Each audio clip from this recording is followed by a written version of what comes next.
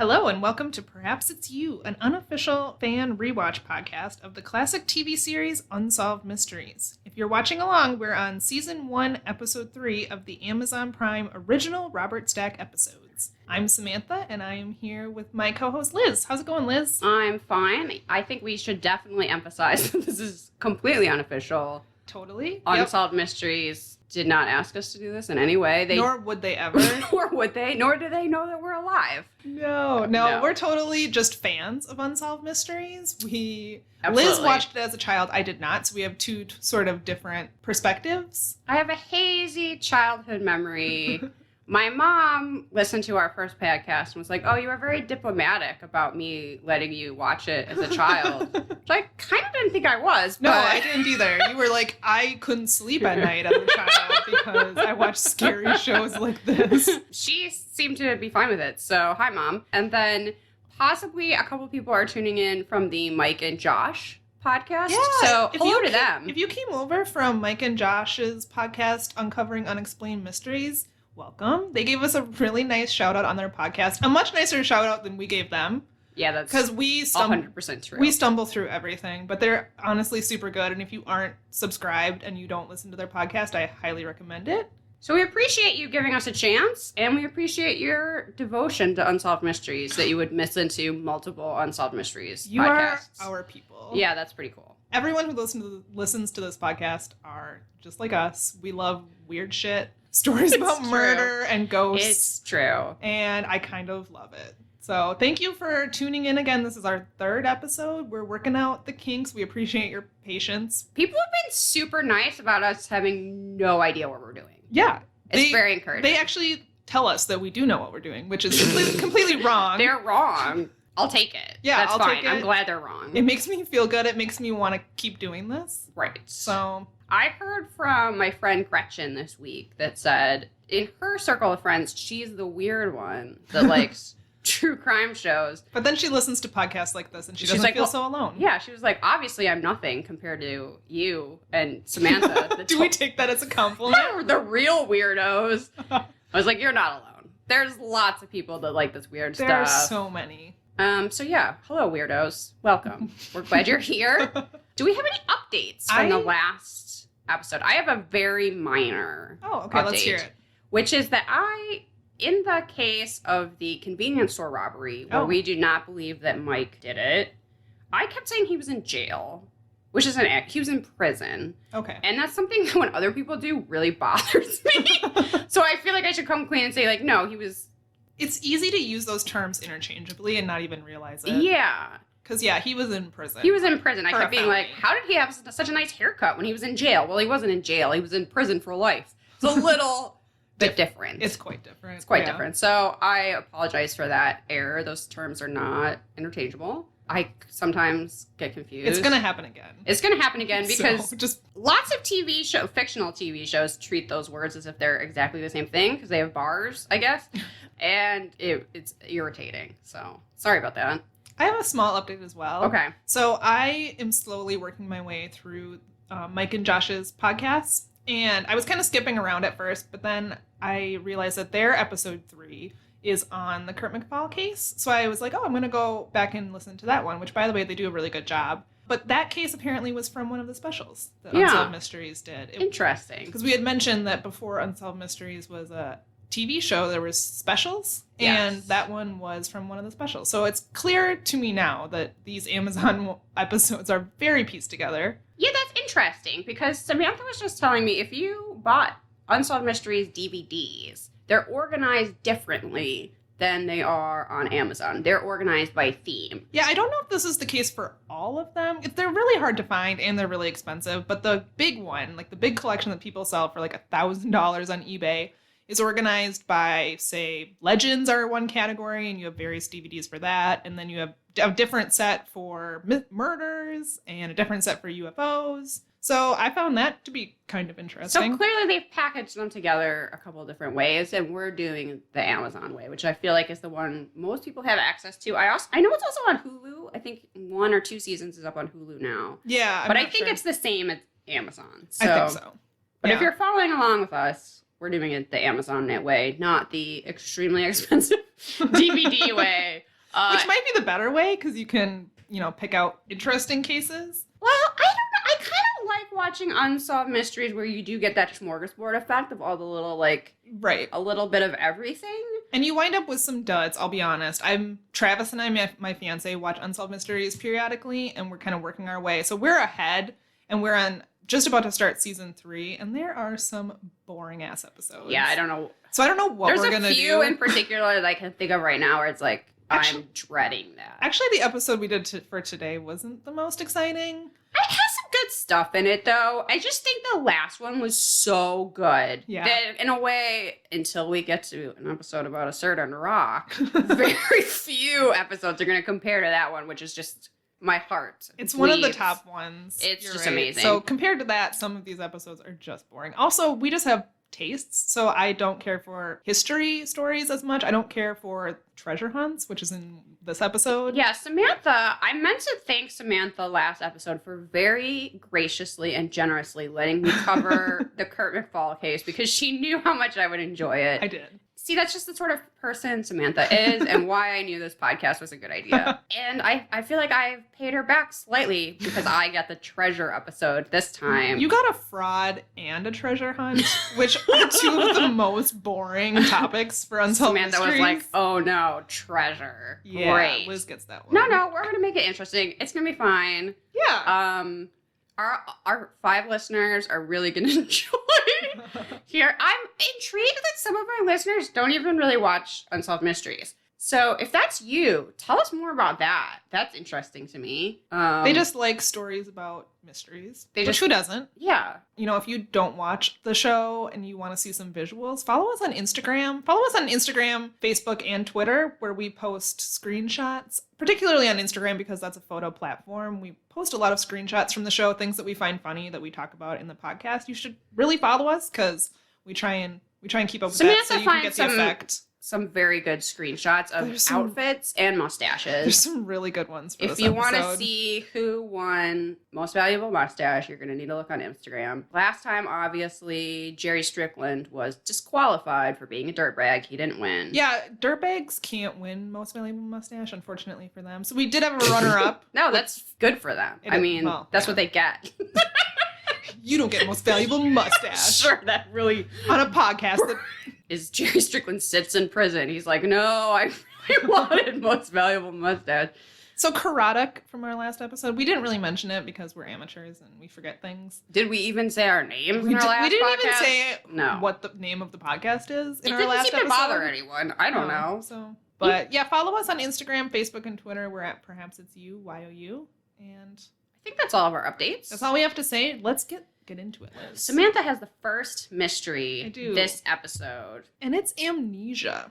This is actually a kind of terrifying case. This one freaked me out a little bit. This is more of a Forensic Files a little bit. I was home alone last night, which I'm not usually, and I felt myself being kind of paranoid and jumpy for some reason, which is not common for me. I think it's this case. I think it's this case. It's all the murder podcasts I've been listening to lately. And I'm like... It creeps up on you. It does, because I was kind of jumpy and hearing noises, and yeah, this one is This scary. case is just... I'm sure all of our female listeners and non-binary listeners can sort of identify with why this case would be terrifying. Absolutely terrifying. Take it away, Samantha. So, February 19th, 1982 in Woonsocket, Rhode Island. Sure. Which is a town of 46,000 people. Woonsocket, which is a strange Love name. it there. Great summers in Woonsocket. It's a really small town. Robert Stack said that the town was stunned by the most savage murder in its history. I'm wondering how many murders Woonsocket, Rhode Island has had in its history. This one was extremely savage. So yeah, no doubt that's true. It's a bad one. It's very Would bad. Robert Stack lie to us also? I want to think no. No, I don't think so. He said that really seriously. No, Liz. Never. He wouldn't. So this is what happened. So at 3:30 p.m., Doug Heath gets home to his apartment from work.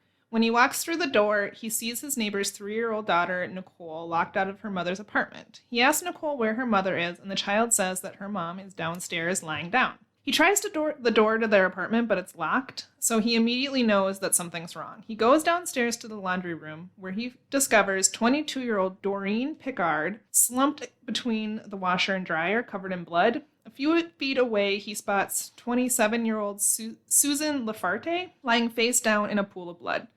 Doreen is pronounced dead at the scene. Susan is in critical condition and is rushed to the ER.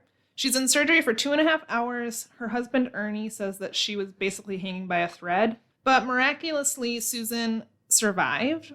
She was in a coma for a month, but she woke up, and unfortunately, she had no memory of the attack. She had total amnesia. She actually lost all her memories between January and February, and she says that the day of the attack is completely gone from her memory. And 6 years later, when this aired, the police were still searching for the person who murdered Doreen and assaulted Susan. So what happened was on the day of the attack, this is what we know. Susan had lunch with her sister, and at 1:30, two friends came to the door. They were two men. Susan's sister knew one of them and not the other. I took a screenshot of these guys because they're real funny. They're the outfits in the show. They're really good. I'll post that one on Instagram. But anyway, the guys were apparently there to look at some puppies that Susan was selling. As you do. As you do, you know. It sounded kind of like she kept the puppies down in the laundry room. Because they said they went downstairs to look at the puppies. Yeah, it did seem that way. This was a one-floor apartment. Okay. I don't know. That was kind of interesting. But at 1:45, her sister went home. And then basically no one knows what happened between 1:45 and 3:30 when Doug discovered the bodies. So for some reason, they try and coax information out of Susan's 3-year-old daughter, Nicole. Yeah. They said that they extensively questioned her, which made me extremely uncomfortable. Yep. Because she's 3, and as we learned recently, children when you ask children the same questions over and over again, they start to think they're giving the wrong answers. So when you think that you're trying to just see if their story is straight, they think, well, they asked me this question again, my last answer was wrong, I'm going to give a different answer, and then you end up with some wild-ass tales. Yes, this actually relates to common Unsolved Mysteries thread of satanic panic, crimes in the 80s, where people were falsely accused of child abuse and other supposed crimes that related to Satanism, came from inappropriately questioning small children over and over and over again. They don't mean to lie. They just assume that they're giving the wrong answer because you keep asking the exact same question. And the longer you question them, the more crazy the answers start to become. Which is why it ends up being like Satanists and UFOs and bloodletting and stuff like that. And they just spin these wild tales. Well, fortunately, it seems like they didn't give much credence to her answers because the investigator says that her story was so inconsistent and it kept changing so often that they couldn't use her. But when the grandma said what her granddaughter had told her, it seemed very on point. This is what happened. The grandma came in shortly after the event and got the first story out of Nicole. And Nicole said that she let someone into the house who she thought was her mom's friend. It's unclear where Susan was at that time. But according to Nicole, she let a guy in who was taller than her father, who was wearing a baseball cap backwards and had a mustache, which describes every man in the 80s, but... True. Jeans, sneakers, also. He went downstairs and she heard her mom scream or cry. So she went down some stairs, and as she was going down, the man was coming up, and in his back pocket, she said he had a rag that was red and white polka dots, which we're to believe was blood splatters on the rag. So that seems like that could be a true statement from Nicole. It seems, for a 3-year-old, that seems very precise and on the ball. It's not super helpful. So it sounds like then they questioned her again and again and again, and her statements changed, which is exactly what children do. So if you have some charitable dollars that are burning a hole in your pocket right now, there's a really great organization in Minnesota called Corner House that developed appropriate forensic techniques for interviewing children. They're the experts at it. Samantha and I have been to an open house that they had, which is why we are talking like we're experts about here's how you should interview children. Do we really know? We're not. We went to one event for this organization, but they do really great work. So if you feel like throwing some money their way, it keeps stuff like this from happening where they're like, well, now we can't use this girl's testimony because the police are the ones that made it unusable by asking her too many questions. Exactly. Yeah, Corner House does amazing work. They're the national leaders in forensic interviews of children and vulnerable adults. It was super cool to see their facility and to hear them talk about what they do. I could never do what they do because it sounds like it's heartbreaking. Absolutely horrendous, but they're doing amazing Very work. important work, but I mean, I'm cut out for babbling on a podcast. I'm not cut out for that. Absolutely not. So I really feel for Nicole. I can't imagine growing up. I know.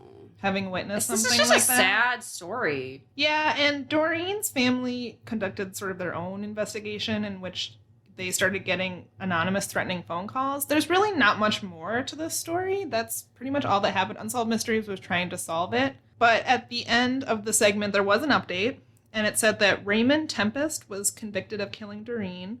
He was sentenced to 85 years, but was since released. Which, when I read that, I was like, wait a second. Yeah. He was sentenced to 85 years, but was released. Already out. So I did some additional research. Thank God. Here's what I found. And granted, there's not a lot of information about this. The only news outlet that's really reporting on this is a tiny little newspaper called the Providence Journal. Okay. So that's where most of this information came from. And what I found was Raymond Tempest, whose nickname was Beaver. Of course it was. Which is the worst nickname ever. Anyway, that's an aside. He was in jail for 23 years. But after his conviction, his case was taken on by the New England Innocence Project. Huh. Basically, they argued that to overturn his conviction, they argued that he didn't receive a fair trial because there was no hard evidence that suggested he did it. There were no eyewitnesses that placed him at the scene. The state's entire case rested on 4 individuals who claimed that Tempest confessed to them. However, they were vulnerable to police pressure due to their backgrounds in drug trafficking, drug use, and sex work. Also, the police seemed to be feeding information to them and manipulating their testimony. Lovely. There was also a brief mention of some DNA evidence. Apparently, and I tried to find more information about this, but there just wasn't. Apparently, there was hair found clutched in Doreen's hand with DNA on it that did not match Tempest. And there may also have been blood drops at the scene that belonged to the killer that also had DNA that didn't match him. So either an innocent man spent 23 years in prison. Yep. Oh. So that made this case even worse. Well, there's more. So, No! Well, in 2015, the Innocence Project was successful. His sentence was vacated by a Superior Court judge. But as states do, they appealed. And there was another article, a follow-up in 2016, where they talked about the appeals that were going on. In particular, something that stuck out to me was basically the state's entire argument for why his conviction should stand and why he should stay in jail is that if it didn't and they had to retry it, it wouldn't be fair for them because so many witnesses have died. That's not a reason to keep someone in prison. Yeah. I read that and I'm like, that's it? Couldn't that be really true? That's the crux of their argument? Look, that's going to be like super hard for us. What, couldn't you say that about any old case? Yeah. So it went all the way to the Supreme Court, the appeals, because that's what happens. They go back and forth. Sure. And the Supreme Court upheld the lower court's decision that his conviction should be vacated. But in March of this year, there was an article that said the state is going to retry him. So. Whoa, twist. I did not see that coming. Yeah. And 9 witnesses have died. And I'm not really sure what their case even rests on. They're going to retry him with the DNA that's not his. This drives me insane. Like, if I lived in Rhode Island, I would be so mad that my tax dollars were going towards the state trying to keep this man in jail. I'm like, this is what drives me crazy about the Brendan Dassey case, the Anand Syed case, the ones where it seems like nothing more than ego. The fact that the state won't admit that a person has been wrongfully convicted, and while that person is sitting in jail, or while the state is determined to retry the case that they'll probably lose, the real killer is out there. Yeah, it's a waste of tax dollars. It's a waste of everyone's time. It's a waste of putting the family through that trial. Guy has to sit in jail. Not only does he lose his entire life just sitting in prison. Oh my God. But Doreen and Susan and their families don't get justice. Well, when they're convinced that this guy is the one who did it and they put the right man in prison, they're not searching for the real killer. So and how much of that is they just don't want to pay out a wrongful, I don't even know what you call that, but a wrongful. Yeah. whatever. You know. I don't know a whole lot about how, settlements that people can get. Yeah. I don't know if you have to sue the state or do. if you just automatically. I think it varies by state. I don't know a lot, so I don't want to comment on that. Okay, that's fair, because I don't know either. But I just think it's this mentality we have in our court systems where it's a competition and someone wins, and it really, in some cases, not always, but in some cases, it's like, we won, this guy has to stay in prison. And that's not a reason to throw someone's life away and to let the real killer of this crime was brutal. It was horrible. Yeah, the reenactments of this were very scary. If you've ever lived in an apartment building with a shared laundry space. That's in the creepy basement? It's always in a creepy basement. It's always down rickety stairs. It's always not lit well, and you don't know who's coming and going. You don't know who all has keys to that room. It's probably not even locked. It looked super sketchy. Yeah. And so I think that anyone that's been in that living situation and sees that reenactment, that could be anyone. Yeah. Absolutely. I mean, that's true of any crime, really. But this one, for me, kind of hit home. And, I could definitely have been killed and just left to die between a washer and dryer. The murder weapon was a pipe. This whole thing was nightmarish. It's just awful. And I understand it was a small town. The investigators were under, I'm sure, intense pressure to close this case and to find the person who did it, because this is the kind of thing that really rocks small towns. But an innocent man has probably been in jail for 23 years. Anyone. And now they're going to retry him. So I'm hoping that the Providence Journal keeps reporting on this, because I'm going to follow up on it. Please do. I would like to hear more about this case. The other thing I was trying to find, I'm sure they let him out at some point. When his conviction was first overturned, the judge ruled that he needed to be released on home confinement, but then as a result of the appeals, they kept him in prison. So, and I could not find in subsequent articles whether he had ever gotten out. So when Unsolved Mysteries said that he'd since been released, I don't know if that was true. I don't know if he eventually did get released on home confinement, because none of the articles I found since the 2015 one said. But I'm like, is this man still in prison waiting another trial? Ugh. How horrible. So frustrating. Yeah. So the most interesting part of this case wasn't even in Unsolved Mysteries. Yeah. Samantha uncovered the most interesting part. Thank you for your internet sleuthing, Samantha. Oh. Because I saw that update come up and I was like, I hope Samantha looks into that. And I knew you would. It just didn't make any sense why someone would be convicted and sentenced for 85 years and then be released. I was like, this is something fishy here. And he was most likely wrongfully convicted. So the other aspect of this case that was so sad is the victim that was in a coma and suffering from amnesia felt all this personal guilt. Yeah, because she didn't know who couldn't did it. remember, and she was like, every day I wake up and I hope that my memory will return. That's so much pressure when she should just be thankful that she survived and gets to live her life and with her daughter. Yeah, but instead she's taking on the responsibility of trying to solve the case, essentially. It's probably not going to happen. That's probably never going to come back. So that was sad. That one's a bummer. This segment was a pretty big bummer. If you're still listening, 5 listeners, thank you for not switching over to something more lighthearted. Yeah, Mark Maron right about now. We appreciate it.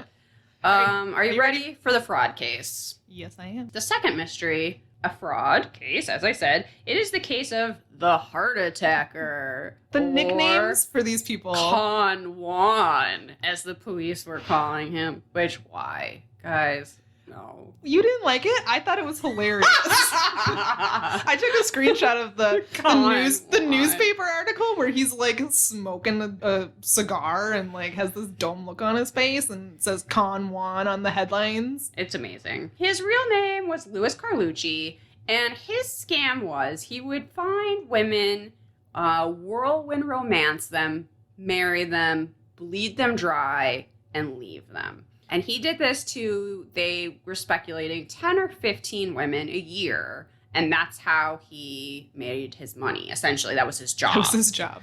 Unsolved Mysteries could only get one woman to talk to them about Con Juan. And they referred to her as Barbara, which was not her name. And they blacked out her face because obviously this is embarrassing. No one wants to admit that they thought they had met the love of their life and got married after knowing them only a few weeks. And it's like, oh, this is a storybook romance. And it turns out, no, he's a huge jerk. He's abusive. Here's the thing, though, with Barbara. It wasn't a storybook romance. She was like, well, I guess he's a nice enough guy, and he's here, so I guess I'll marry him. I was like, I would have found it more believable if he had swept her off his. She literally said her first impression of him was that he had no class. Yeah, I wrote that down too. I'm like, what? Yeah, you would make more sense if this is mean if he was handsomer. It's not that mean. He is a Jerry Strickland type dirtbag. It would make more sense if he was better at the romancing part. He doesn't sound very good at it. Clearly, he was either good at picking his victims, or he just threw such a wide net. You know that one guy at a bar that's going to hit on, like, every single girl because eventually it's going to work out. That's a good point. Either he was like that, or he was really good at pinpointing people who had insecurities. Vulnerable to this sort of... Right. Where I don't really understand why. So Barbara meets Carlucci in a bar. He sends over some drinks. And her first impression of him was that he had no class. But she sort of enjoyed his company and his sense of humor, and he told her that he was in the restaurant business and that essentially that he could take care of her. And she was like, yeah, why not? Was her basically reaction to this. Sure, I want to live a comfortable life. I will let this basically stranger marry me in the bar that we met. Yeah, it's not even romantic at that point, is it? No, it wasn't. But, I mean, everyone has their own reasons for getting married. I guess we can't judge. Yeah, well... Oh, I also found it amusing that this type of fraud is referred to as a marriage swindle. I thought that was interesting, too. I didn't realize it was so common. Anyway, so... Can I ask another question about how he picked her up? Or his basic, I don't know, MO. What the fuck is a friendship club? Oh, I was going to get to that. I wrote that down, too. I'll slow down. I don't know what that is. So... Part of Carlucci's MO in meeting these women was that he went to like a lot of bars and restaurants, but he also went to friendship clubs. I don't know what that is. Is that like I don't know. I don't know. Is that something that's gone by the wayside of friendship? I assume it's like a singles mixer type of thing. That's just somewhere you go to meet people, I'm assuming. No idea. Anyway, so Carlucci and Barbara get married, and immediately his demeanor changed. So it goes from not great to way worse. He wouldn't let Barbara out of his sight. He was physically abusive. They were living in an unfurnished apartment where he was paying for everything off Barbara's credit cards, which he maxed out. He seemed to have been under the impression that she had more money than she did and was angry about it.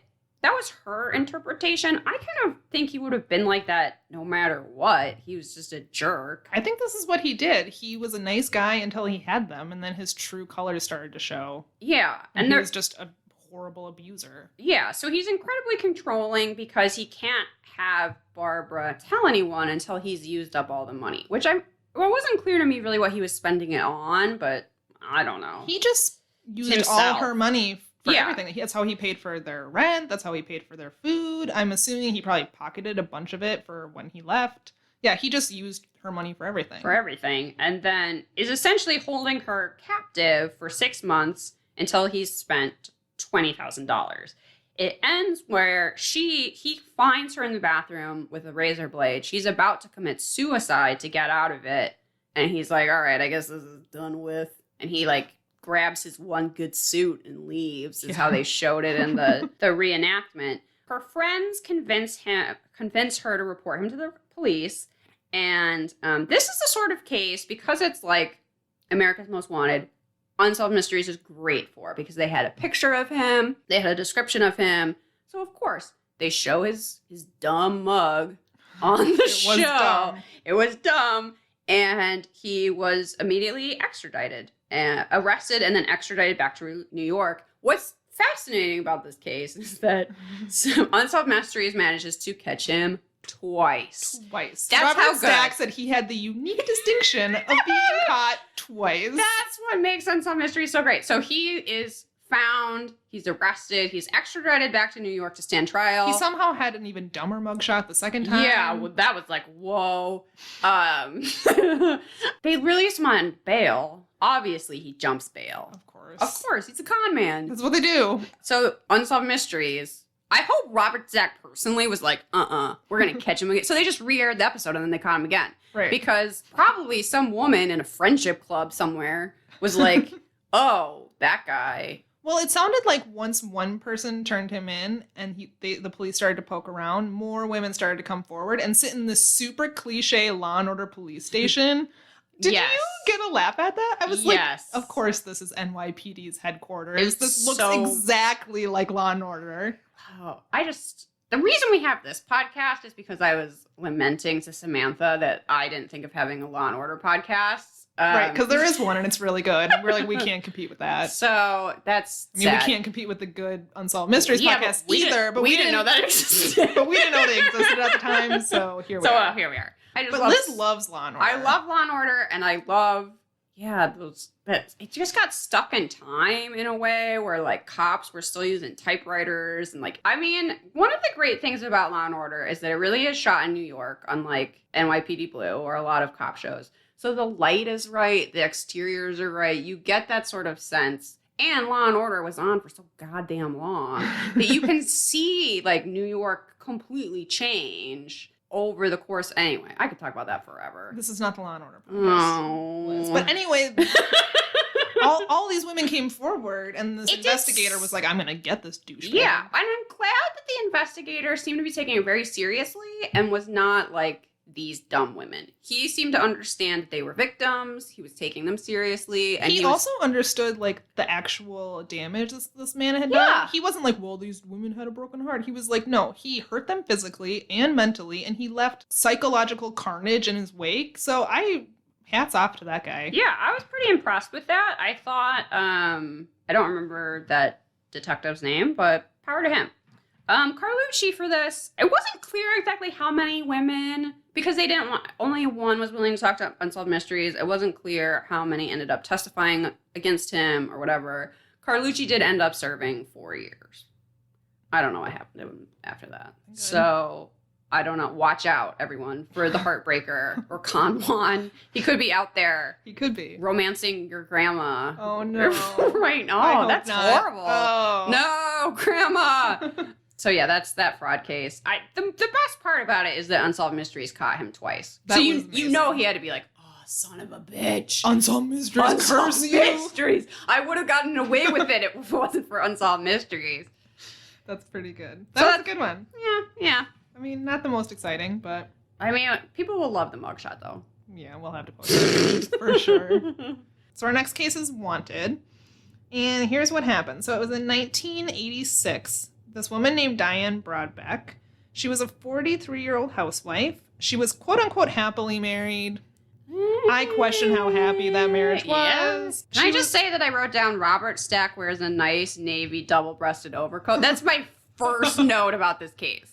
He was looking sharp in this episode. Actually, I think this case is very interesting, so sorry. That's okay. So go on. She was happily married. I'm doing air quotes. She had 2 daughters. She worked as a bank manager and avidly pursued an interest in psychology. I don't really know what that means. Like, was she going to school for it, or she was a busy lady, though. So she lived in the small Pennsylvania town of Wellsville. She was a devout Christian. She was active in her local church for 20 years. One of her many community activities involved writing letters to prisoners who had no family or friends. This is where we start going down a not so nice path.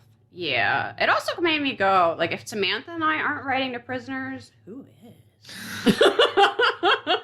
I don't know. Yeah. People like Diane. Oh, Diane. So Diane had a friend who was visiting prisoners who I am assuming just didn't have anyone else to visit them. In particular, she was visiting a man named John Yount, but she was no longer able to for some reason, so she mentioned it to Diane, and Diane seemed to think, I'm already corresponding with prisoners. This will just be a continuation of that good work. So she started writing to and visiting John Yount. He was serving a life sentence for the brutal murder of an 18-year-old. They call her a schoolgirl, which made me intensely uncomfortable. Yeah. I mean, I guess the point is that she was in school, but she was an 18-year-old woman. I don't know. That's an aside, but I kind of was squeaked out by it. Some dated language, I feel like. Yeah. Anyway, so in 1966, John Yount was a math teacher at a high school in Du Bois, Pennsylvania. On April 28th, 1966, he offered a ride home from school to Pamela Sue Reimer, who was one of his students. Later that afternoon, her body was found in the woods near the road. He beat her with a wrench, raped her, and slit her throat. Ugh. Doesn't get more brutal and awful than that. Not really. He confessed the next day, was convicted of first-degree murder, and sentenced to life in prison. So he's super guilty. Super guilty. Of a horrible, horrible crime. He was awful. Yeah. 16 years later, he began writing to Diane. And yeah, they quickly became something more than just pen pals. When Diane would visit him in prison, the prison guards said that they would kiss and hug. And I'm going to read you one of the letters he wrote. No, they're so creepy. Oh, okay. Brace yourself. I'm braced. Here it is. Hi, my precious lady. Oh. I wanted you to be close to me so much today. I hope my enjoyment and adoration of you is an incentive to be the best you can. The adoration of a murderer. I'm gonna throw up. You are a classy lady. I miss you and love you, John. You are a classy lady. Apparently, this swept her off her feet, and she fell in love with him. I wrote, John looks like a murderer, and his letters are so creepy. That was the creepiest one. They read a few others. I'm not gonna put you through that. It's awful. I have heebie-jeebies now. Oh, I've had them from the beginning. So here's what happened. On April 5th, 1986, Diane disappeared. A month later, her abandoned car was found in a motel parking lot 30 minutes from her home. In the trunk was an overnight bag. She was nowhere to be found. Coincidentally, the same day Diane vanished, John Yount escaped from prison.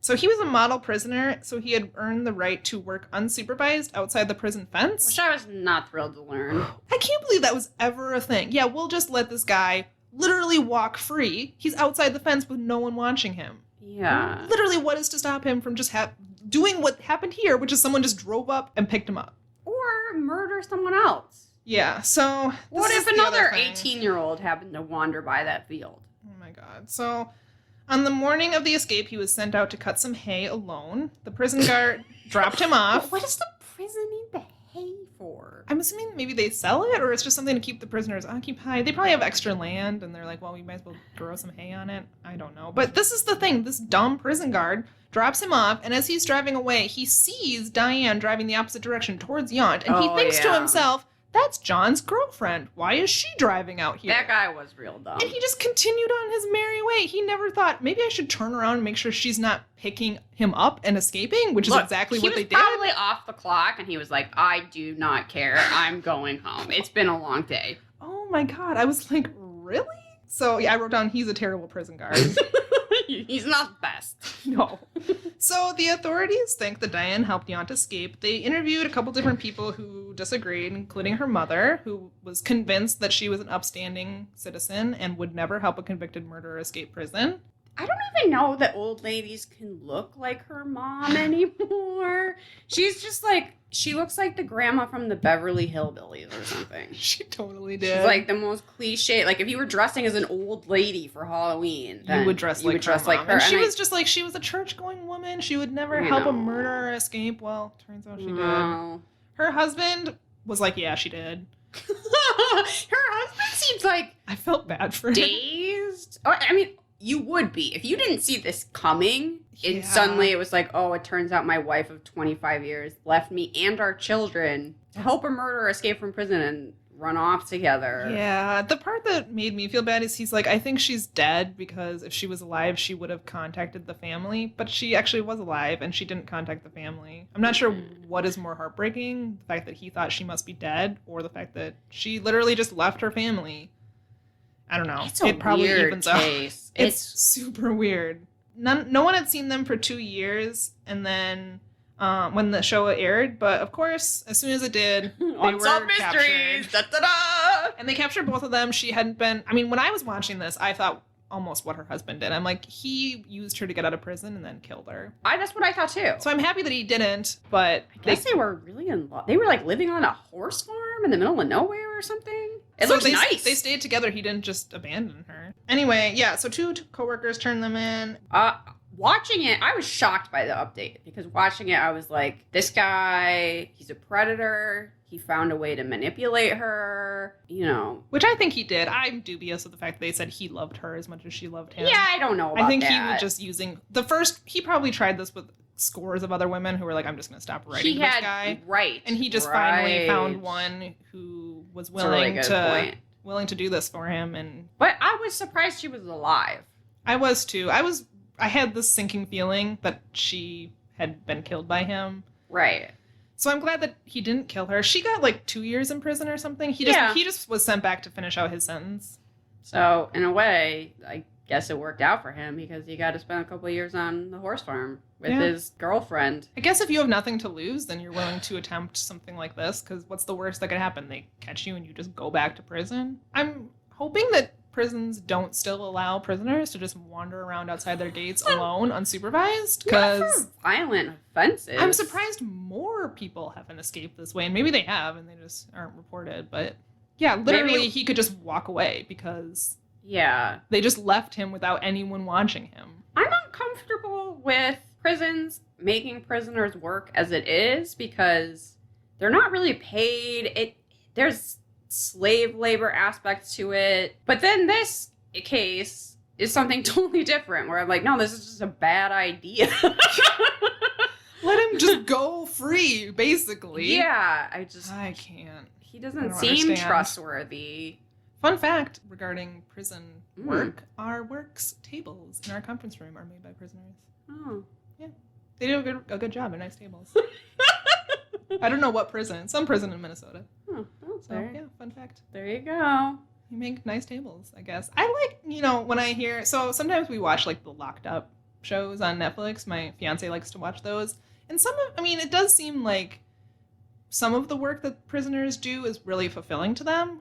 It has to be boring as fuck to sit in prison. And they might as well contribute something. Like, when prisoners train dogs, for instance, I think I always enjoy watching those stories. Because they usually take dogs from shelters and, like, they live with a prisoner, so they get trained. Sometimes they train, like, actual service dogs for people with disabilities. No. And it's beneficial to the prisoners, too, because they get to feel unconditional love from an animal. There's not a lot of love to go around in prison. So I think some of those programs, but letting a prisoner free to work a field is not my idea of fulfilling work for... I don't think anyone's getting anything out of that, and they can literally just leave. I don't feel like I can really...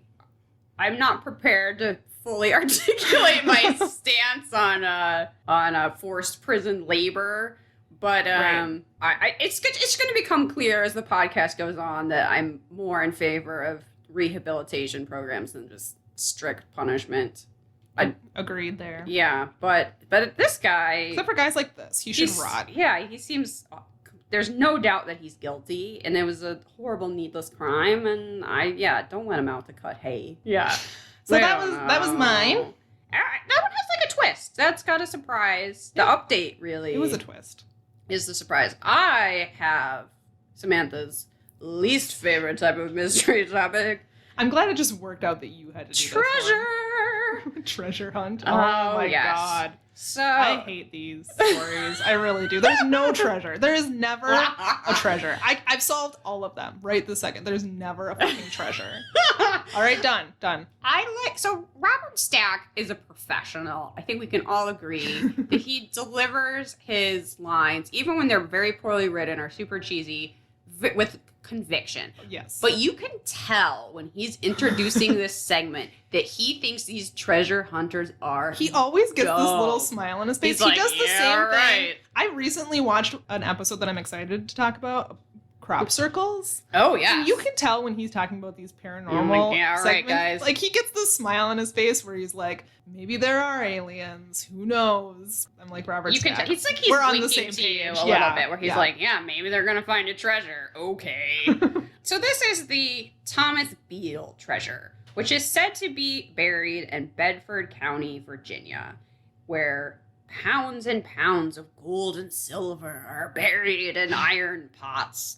Sure they are. In Unsolved Mysteries time, the money was said to be worth $21 million. I looked it up, and crazy old men on the internet were saying it would be worth $38 million today. Since there isn't really a treasure, it doesn't matter. You can say any number. $5 million billion. $5 million billion Robert Stack dollars. The legend is that in the early 1800s in New Mexico, Thomas Beale and a team of 30 miners dug up gold and silver from a mine, For reasons completely never explained whatsoever, he moved all of that from New Mexico to Virginia. Here's the other thing. I know shit about mining, but it's not like you're just digging in the ground in a mine and there's just like gold ready to be sold. Oh, gold and silver. And silver. And at some point, like, someone was hidden saying, there by someone else? Like, don't you have to process that shit? It's not just like gold bricks in a cave. No. Well, which is how it always is in these reenactments. It's like, oh, they're blinded by a yellow light. Oh my god, I can't handle these. Also, segments. at one point, someone was saying gold, silver, and jewels, and then I was like, and jewels. Where did the jewels come from? But most of the time, it was a hidden treasure. There's always jewels. Most of the time, it was probably a crown. It's like Scrooge McDuck diving into his vault. Yeah, why would you dig up a bunch of gold and silver for a mine, bring it all the way to Virginia, and then he supposedly then buried it, and then left written instructions? They always rebury it. Why do you rebury it? Your hatred of treasure is amazing. I don't understand. They dig it up, and then for some reason they always have to bury it again. Well, he had to bury it again, and there's nowhere else to put it besides the ground. You don't have a basement in your friend's house, or a safe, or a bank. Literally, we have to put it back in the ground. Not only do you have to put it back in the ground, but you have to mysteriously hide where it is buried by leaving 3 different ciphers. Oh my god!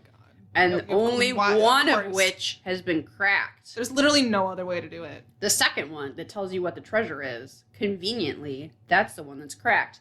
That cipher was based on the Declaration of Independence. If you take letter, number, whatever, it's so boring. My eyes glazed over while I was watching this. The other thing I have written down is, so the treasure is supposedly buried in a secret vault, which Robert Stack has described as roughly the size of 2 Rolls Royces. That is not a system of measurement, Robert Stack. No, why wouldn't you just say 2 cars? Why 2 Rolls Royces? It could be any car, Liz. Rolls Royce is much more specific. Yeah, I just took that to mean that Robert Stack has 2 Rolls Royces, so that meant something to him. So this secret vault that no one's ever seen because no one's ever found this. Yeah. They just know how big it is, and it happens to be the size of 2 Rolls Royces. Yes. This makes total sense. So the episode, I don't even know that we really need to go into it. We need to go into some of the characters. Well, okay, so it focuses on a couple different treasure hunters that are convinced they are moments away from finding the treasure. Obviously, they're in 2 totally different places in Bedford County. One of them is the Tony brothers. One of them is wearing a really nice rainbow puffy vest. Yes. Please. And every guy down there has to wear a trucker hat, apparently. Well, yeah, you can't use a metal detector and not wear a trucker hat, Samantha. It doesn't work. The metal detector literally won't turn on until you have a trucker hat on your head. Exactly. One of them literally finds a piece of rusted metal in the ground and is like, oh, this is a sign that's pointing us to the... And you're just like, no. It's not. It's not. One of them, Wilbur Smith... Who is getting MVM? This was a Every man in this episode has a mustache, so it's kind of hard to pick. But Wilbur, in addition to having a good mustache, is just a hilarious character. He spent $20,000 trying to find this treasure. He left his family back home. I think he had quit his job. He had basically ruined his life to go find a treasure. A treasure that he was not any closer to finding. They interviewed a contractor who was basically a guy with a backhoe digger thing. And the technical term for it. Hope you really appreciated that, 5 listeners. Who was like, yeah, I've dug for 20, 25 people who all knew exactly where the treasure was. And guess what? There was never a treasure. There was never a treasure. He seemed highly amused and was kind of shading everyone that... he was the one that was making out in this deal. It was working out for him. He didn't mind. They also showed a room of just town locals sitting Good Old around. Boys Club is what I wrote down. Yes. Literally. All old white men sitting around on folding chairs, wearing trucker hats, just laughing their asses off that Yankees come. They were they're like, maybe there's a treasure and maybe they're going to find it, but probably not. It's just this idea of, and I'm sure every sort of smaller community, when someone that's not from there, wanders in and thinks they know everything, that you're like, yeah, sure you do. I guess they got a good laugh out of it. Maybe that's the best thing to come out of it. I also have they talked to like a computer expert. They also oh my God. this This episode high-tech computer lab. they kept asking like computers were magic in this segment, which that's just the times, I guess. But they're like, this guy is a computer expert who's been studying the codes for 30 years. And I just wrote down, what? Because there's only 3 ciphers, and they're not that long. He's been studying them for 30 years. Yeah, they show, Robert Stack describes this high-tech computer lab, and then it goes from dark, like all the lights come on automatically in this. Because this is a point. Super, Children, I mean, at the time, it you don't probably know looked this. very high-tech, But but a computer used to fill up a whole room. But yeah, they're in like the state of a car. Our computer lab wasn't just some folding tables with laptops on it like it is now. Like a computer took up a room. So they're like, oh, look at this fancy machinery that can figure out if this is based on the Declaration of Independence or not. oh my God. So we can find this treasure. The thing that I wrote down before doing any additional research was that I didn't understand, if you found this treasure, say it existed, it's on somebody else's land. It's not on your land. Yeah, it's either on someone's land specifically, or it's on public land, in which case, So I didn't, who gets it? Yeah. If I go down to Virginia and I'm like, hey, I'm convinced I'm the person that knows where Thomas Beale's treasure is, can I dig it up? Why would they just let me keep it? But anyway, you'll be happy to know that I did some additional research that you didn't have to do. Thank God. And it turns out that this is probably super duper fake. But What? though, How? This is fake, Liz? well, first I fell into the rabbit hole of treasure hunter message boards. Which A little corner of the internet you didn't know existed? I didn't know. I mean, as soon as you say it, it's like, well, yeah, of course that's a thing. Of course, that's a thing. Yeah, of course there's a bunch of elderly men that barely know how to use the internet sharing their treasure hunting stories, which sound 100% made up. One of them was about this guy who... On the internet, no one knows you're making up your treasure hunting story. It's either that or just complaining about the Democrats. There was a lot of that, too.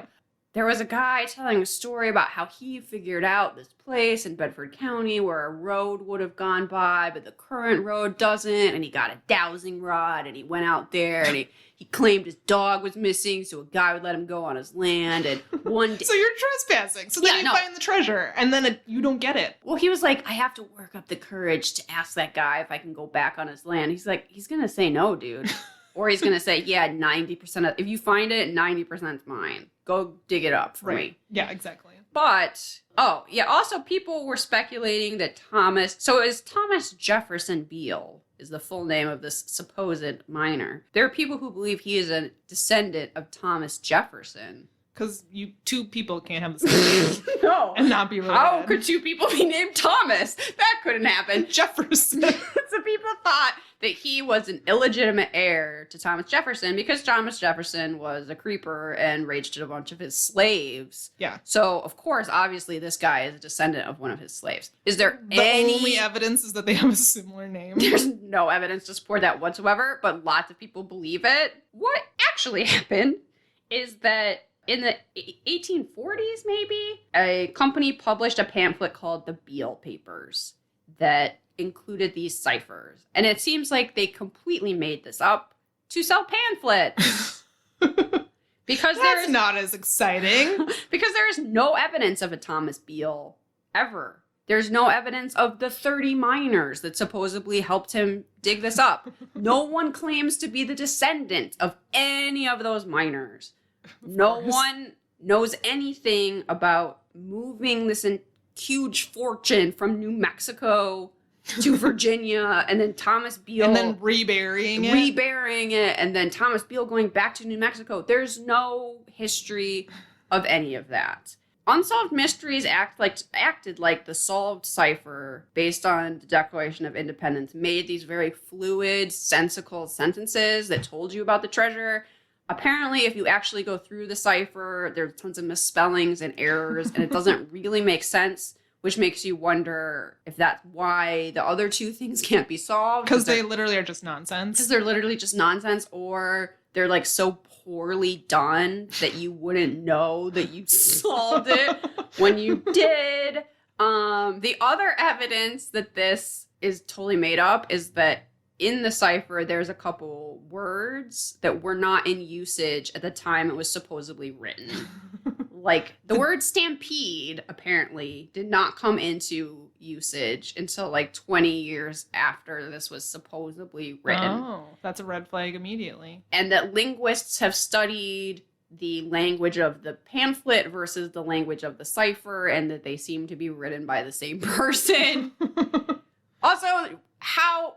There's just no evidence that this exists at all, except that someone published a pamphlet about it, which is basically just like posting it on the internet. So yeah, Samantha is right. There's no treasure. Yeah, there's never a treasure. Wilbur, I'm sorry, but go back to your family. Go back to your family and apologize hard for spending all your money to chase after a treasure that doesn't exist. Unlike Samantha, I do think it would be kind of cool to look for a treasure. There's nothing I would want to do less in the world.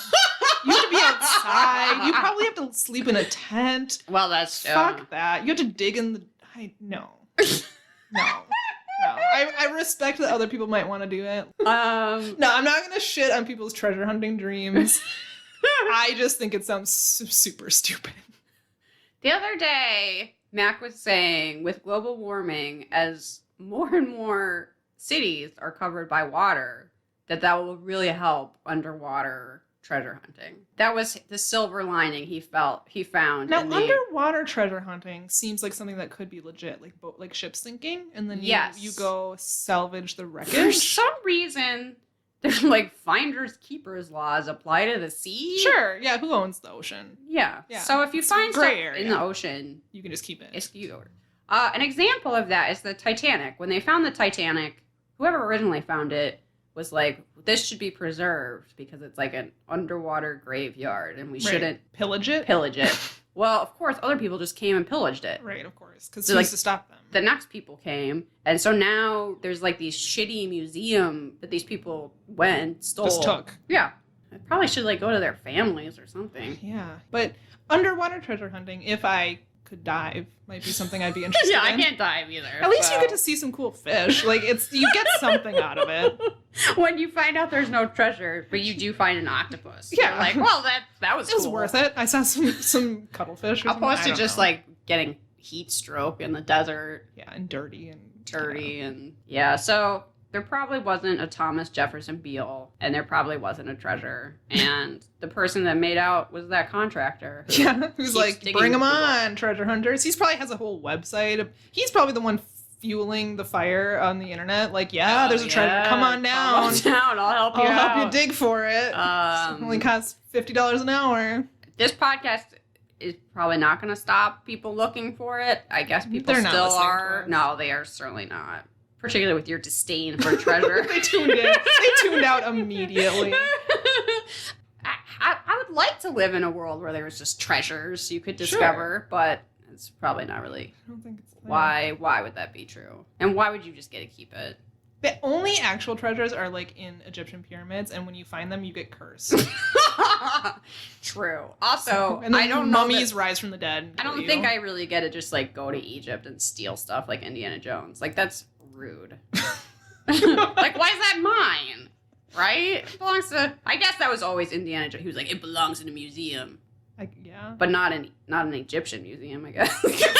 An American museum. An American museum. Anyway. Well, this episode was. Should we rate it? Oh yeah. Category 1 is mysterious. Okay, mysteriousness. First category. How mysterious were these mysteries? Not very mysterious. So let's go through them. So mystery 1, I mean, it's kind of mysterious in so much as we totally believe Tempest was wrongfully convicted. So it's still a mystery who really did it. That's true. You uncovered like another mystery within that one. Right. Who actually did it. So, I mean, that was kind of mysterious. The heartbreaker Con Juan guy, not mysterious. There was nothing mysterious about that. Nor was there anything mysterious about the escape from prison. I guess that she wasn't dead. Yeah, that was kind of a mystery, but you knew who did it. Yeah. It was really just, we're trying to catch this guy. Yeah, that's true. So I'm going thumbs down. I'm going to say thumbs down. I agree. The next category is reenactment. You know, the first reenactments were terrifying. They were terrifying. Yeah, I was totally scared. They used a lot of the real people, which Unsolved Mysteries tries to do, and sometimes they can use a lot of them, sometimes they can't. It seemed like they really used a lot of the actual players, the police, the family. They weren't hilarious in the way that last week's episode. No. Mainly because the segments weren't funny. They were either super depressing or, I mean, the last one kind of was, but. Yeah. I'm gonna say thumbs up, I guess. I'm a thumb sideways on that one. Our next category is mustaches, accessories, hair, etc. Oh, that's a thumbs up for me for this one. Oh, yeah. There were so many mustaches. All the women had big hair. It was good. Yeah. There was a lot of 80s fashion. This was a very hat-oriented episode. Lots of hats. Baseball So many hats, trucker hats. There was one guy one of the locals in your last mystery who was like sitting in his garage with his trucker hat and like a pipe hanging out of his mouth. And he's like chuckling. That guy's the real treasure, folks. I'm a thumbs up for. Yeah, thumbs way up. I would give it even another thumb. You can do whatever you want. We totally made up the system of judging. Yeah, no, so thumbs up. Two thumbs up. Robert Stack's outfits is our last category. Thumbs up again. Big thumbs up. He brought back the corduroy suit coat. Yeah. Then it had a really sharp, like, striped tie that went with it that I thought looked really nice. The corduroy jacket is unbelievably hilarious. It's so like something funny. I would think a professor in the 70s would wear, if that makes sense. Robert Stack pulls it off pretty well. Yeah, he makes it seem more like he's about to go ride a horse or like spend the afternoon at the country club and discuss cigars. But I don't know what men do. Discuss cigars. Discuss cigars, you know. In his Rolls Royce. Yeah, in his 2 Rolls Royces while shifting his brandy in a sifter. And no. Thumbs up. What am I even saying? Thumbs up. I mean, I know you really like a turtleneck, but... We still haven't got a turtleneck. I'm disappointed in that. But I'm still giving it a thumbs up because he looked sharp in every segment. He did. And there's a great part for the treasure mystery where he's like half leaning on a desk, unscrolling something. It might be the actual cipher. He kind of holds it up. Yeah, and then he sort of gives side eye to the idea of treasure hunting. I don't even remember what he was wearing, but it was just a good set. I think it was just a regular suit. Yeah, it was a good... I have a screenshot for Instagram. I'll post it. He's in just sort of a gentleman's study. Yeah. Where you would keep your... where you'd keep your cipher. Where you'd keep your ciphers. Where I keep all of my ciphers. Of course. So, and your gentleman's study. And my gentleman's study with my taxidermy and my vintage Playboys or something. Thumbs way up. Thumbs up. What do you give this episode out of Robert Stack? So you can give up to 5 Robert Stacks and as little as 0. I'm really not sure how I feel about this one. I'm leaning towards like 3.5 Robert Stacks. Maybe? I was gonna say 3.5 Robert Stacks. It's not the worst. It's definitely not the best. I would not say 2 Rolls Royces of Robert Stacks for sure. I would not say that. Yeah, it's like a 3 or a 4. It's one I would maybe skip if I was just casually watching Unsolved Mysteries. I enjoyed your mystery about the prison escape the most because I really didn't expect her to be alive. Yeah. And when I made my family watch that one as well, we really were like, whoa, she was alive the whole time. That's how I felt. Crazy. And honestly, for me, the additional research we did, like your additional research into the treasure hunting forums and mine into the possible, most likely wrongful conviction of Beaver Tempest. Beaver. That was more interesting than I feel what they bad actually laughing at his nickname now that we think he's innocent. Yeah, poor guy. But, I mean, I found all of that extra information that they didn't put into the episode more interesting than what they did. So, yeah, I'm a 3.5 Robert Stacks on this one. Let's go with that. Yeah. So, it's not the worst, not the best, but it's in the books now. It's done. We're not going to rewatch this one. Probably not, no. Samantha, I don't have a surprise this week. And I honestly feel... We can't afford to keep doing surprises, so we understand. We don't have any sponsors yet. We're not on Patreon. Yeah. We can't be buying shit every week. I was thinking about sponsors that I would love to have. Oh, LaCroix, maybe? LaCroix, definitely. The benefit so now we're filming in a kitchen instead of a library, and now we can have LaCroix. Yeah, that's huge. LaCroix should definitely sponsor us because it's keeping us alive. It's my only source of hydration. I would also like, speaking of clear, fruity beverages, clearly Canadian. Which you found at the local Hy-Vee. Yes, this has been an exciting week in my life. Well, you may remember a special beverage called Clearly Canadian, aka Zima for children. I got it all the time in middle school for lunch, and it was freaking expensive. So that meant I could get like a cookie and I think maybe sometimes fries. It's amazing I'm still alive, but I was probably so malnourished. It was just so delicious, Clearly Canadian. It tastes a lot like LaCroix, except that it has sugar in it. Right. And it came in like a glass bottle, and I guess that's why it got to be way too expensive. It's still expensive. It's at Hy-Vee, hilariously, in the import section, because I guess they really are importing it from Canada. Oh, I'm sure. Yeah, I'm sure. When I posted about this on my personal Facebook, a girl I went to high school with did some sleuthing because she honestly wanted me to send her a bottle because she does not live by a Hy-Vee, and found out they also sell it at Cost Plus World Market. Oh, okay. So if you live by one of those, And you want a Clearly Canadian. and you want a Clearly Canadian to taste your youth, It's the perfect thing to pair with an Unsolved Mysteries episode. absolutely. So that, I would love a sponsorship from Clearly Canadian. They can just send us like a pallet. They don't have to send us any money. They can just send us product. Yep. And that's good enough for me. We thought it would be nice to end the episodes with a little recommendation of something else that we've been enjoying. Yeah. So Clearly Canadian for me is one. That's your recommendation? was one of those things. This is also not a surprise to you. I was going to do a shout out to the Minneapolis Ghost Tour. Yeah. For local listeners, we are a big fan of Dangerous Linda. Dangerous Linda is a great tour guide and so knowledgeable about not just ghosts, but like history of the cities in general. We did one in Minneapolis. And it was so much fun. It's a walking tour. It was like an hour and a half, It was a maybe. beautiful night. You start down by the river and you just kind of wander through downtown. And she points out all the places where people have either been horribly gruesomely murdered. murdered, or someone has seen a apparition from the other side. Yeah. And she has some really interesting stories that I hadn't heard anywhere else. Yeah, I've lived in Minnesota my whole life. And the Mill City Museum, for instance, I have never toured it. I meant to go sometime, but we should go. It would be really fun. But she, tells some stories about people who've seen ghosts resulting from That explosion. Yeah, it was a mill, a flour mill originally, and there was an explosion where some I people didn't died. learn until I moved here that flour is so explosive. Yeah, I guess there's so much, particulate in the air that it's Who combustible. knew? Probably everyone except me. But I didn't know that until I moved to Minneapolis.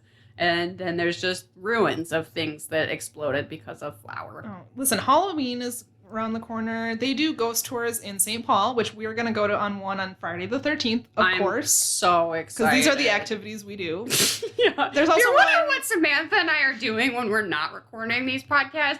It's things like ghost tours. They're not surprised. Ghost by this. tours, cemetery tours. I'm looking forward to the St. Paul one because I think it might have a richer history. Yeah, it's an older city. It's got a gangster crime connection. Right.